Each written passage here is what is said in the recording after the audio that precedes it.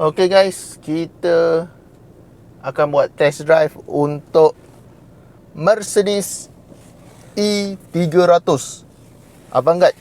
Okay, untuk spek ni kita tahu dia datang dengan dua variant, yakni E300 dan E200 dengan body yang sama. So yang ni body dia W213 lah. Okay, so kita test dulu untuk ceritakan tentang feel pemanduan dia.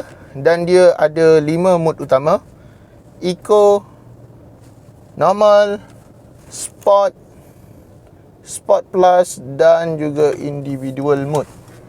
So kita akan cerita dengan detail untuk mode 4 mode utama, yakni Eco, Normal, Sport dan Sport Plus. Sebab Individual tu dia datang dengan spek yang sama dengan Sport Plus kalau dia lihat dari segi pemanduan lah. Maknanya kereta ni akan membaca sendiri kelebihan ataupun gaya bawaan kita yang dia akan tentukan melalui mood pemanduan dia sendiri. Okey, untuk dari segi suspension, kereta ni menggunakan coil spring lagi. Jadinya dia belum ada adaptive suspension. Maknanya dia belum ada pakai air sus. Jadinya dia punya damping, dia punya comfort dia masih sama juga. Dia tak ada bila kita ubah mode tu dia akan rasa keras ke, tak ada. Yang ni masih normal saja. Dia rasa masih fit lagi, masih grip lagi.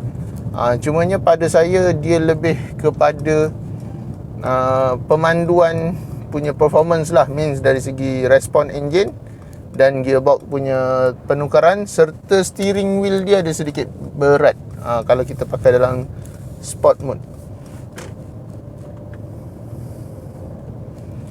Okey, so kalau yang sekarang ni kita berada dalam Sport Plus, dia punya performance dia memang menarik. Dia sekejap saja boleh datang dia punya power. Respon dia memang kuat. 0 ke 100 lebih kurang dalam 6 ke 7 saat untuk Sport Plus. So kalau kita dalam Sport Plus ni, gear biasa dia akan hold pada RPM atas dalam torque tinggi lah, dengan dia terus sambung pada horsepower. Sebab horsepower kereta ni dalam 250 lebih sampai 260 lebih lah. Dan torque dia dalam 370, 360. Memang pada saya cukup kuat untuk sebuah kereta yang sedan dan bukan diduduki dengan orang yang ramai lah. Okay, so kalau kita adjust kepada mode Sport pula, tadi dah Sport Plus. Sport ni dia akan adjust pada engine, sistem pemanduan dan juga kepada dia punya comfort lah. So kalau Sport ni dia punya steering dia pun masih berat. Ada respon dia beza sikit. Tapi gear dia lebih lembut jika dibandingkan Sport Plus yang dia hold gear tu agak tinggi. Yang ni pada saya dia agak rendah sedikit untuk dia punya hold gear. Maknanya gear ratio dia tu masuk dengan minyak tertentu just nice saja. Dia tak ada memaksa untuk masuk pada RPM tinggi. Okay, so kita dah cerita tentang sport mode, and then kita masuk dekat normal ataupun comfort lah.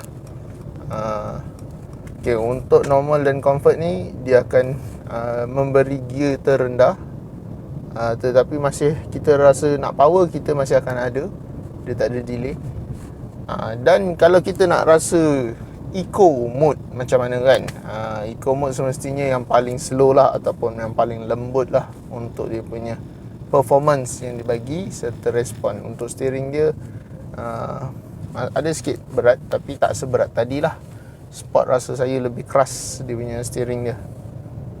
Sebab kan kereta ni merupakan rear wheel drive, so ada beza lah untuk dia punya handling dia, cornering dia, body roll dia mesti ada beza. So kalau yang ni kita mandu dalam eco mode, kita akan dapat kereta ni lebih kurang dia berjalan dalam condition gear yang paling rendah untuk memberi penjimatan. Sebagai contoh, saya bawa dalam 60 km, sekarang pakai gear 6.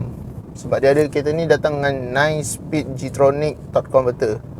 So untuk Mercedes dia semua pakai G-Tronic, istilah dia orang, tapi dia ada belakang dia torque converter ataupun DCT. So kalau untuk model-model Mercedes sedan, kebiasaannya dia akan hadir dengan gearbox 9 speed G-Tronic lah, torque converter. So respon engine dia agak berbeza jika dibandingkan dengan model performance punya macam DCT punya spek lah. Memang ada beza. Okay, so sampai di sini saja. Jangan lupa like, share dan subscribe dulu guys. Bye bye.